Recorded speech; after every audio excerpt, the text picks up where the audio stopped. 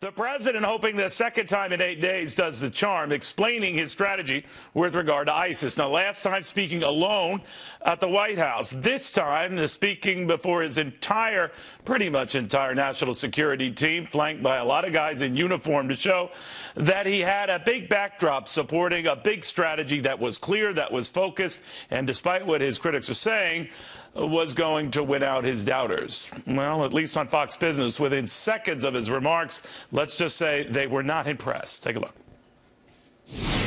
When he says that we have people going block by block, we're being relentless, who's going block by block? I'm stunned at the lack of a domestic strategy outlined here. ISIS has, irrespective of whatever progress we're making in Iraq and Syria, they have extended their reach into the heart of Western Europe. In the meantime, now to Lieutenant Colonel Alan West, former congressman as well. Colonel West, I thought, I wasn't joking about that I would have done the Pentagon venue last Sunday, and of course the White House venue maybe today to finalize it. But I think this backdrop, well, for too little too late, and talking about the progress you're making against ISIS, maybe in Syria and Iraq, where there haven't been follow-up ISIS attacks, loses the reality here that there have been in Europe, that there have been in Paris, and certainly just in the United States through some of the more radicalized lieutenants. I thought that was a dangerous oversight. Well, I think, and it's good to be with you, Neil. Same here. When you talk about should he have been in the Pentagon first or should he have been in the White House second, it really makes no difference where the venue is if you're not talking about a really reformed strategy, if you're really not talking about what you need to get at. Let's put it in terms of World War II. In World War II, we kicked the Nazis out of northern Africa. We kicked them out of Sicily.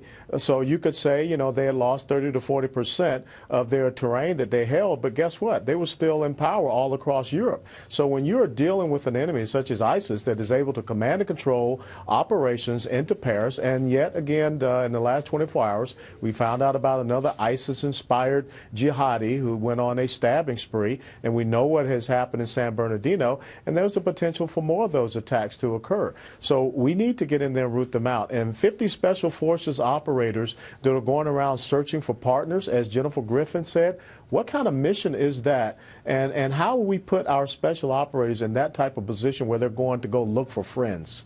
Well, you know, what it loses sight of in the case of both the Paris and the California attacks aren't so much the source of the activity, what it might have been in the Middle East, to the fact that there are cells or friends or sympathizers already in key locales, including the United States, including San Bernardino, California.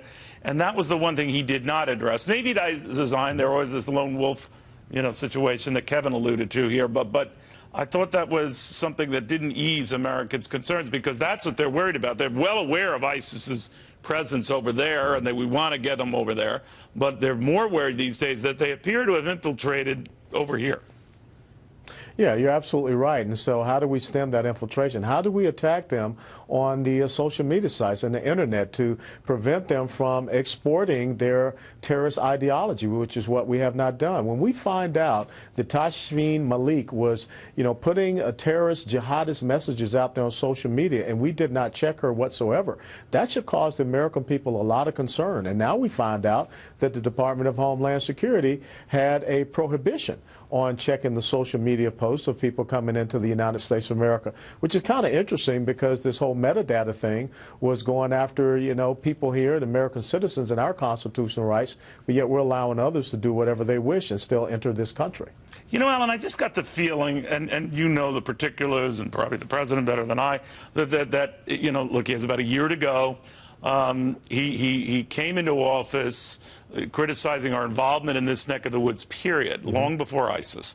He has steadfastly stuck to the script that I do not want to get in deeper.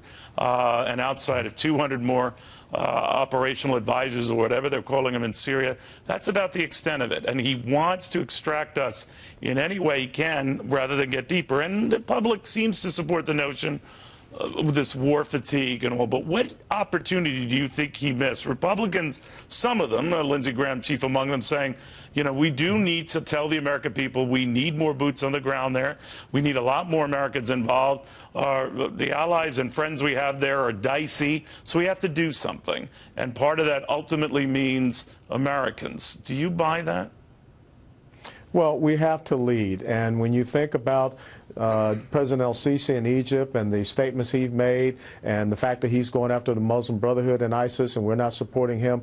But, Neil, the real thing that we have to be concerned about is that the enemy is seeing a president that, as General Keane talked about, this strategic patience, and they're going to take advantage of that gap and exploit it the best that they can over the next year while the president is still there. We have to take forthright, resolute action because over in that part of the world, they understand strength and might. But there's not much appetite for that, Alan, as you know, on the part of the American public, who shares this concern about ISIS, but also has a lot of battle fatigue.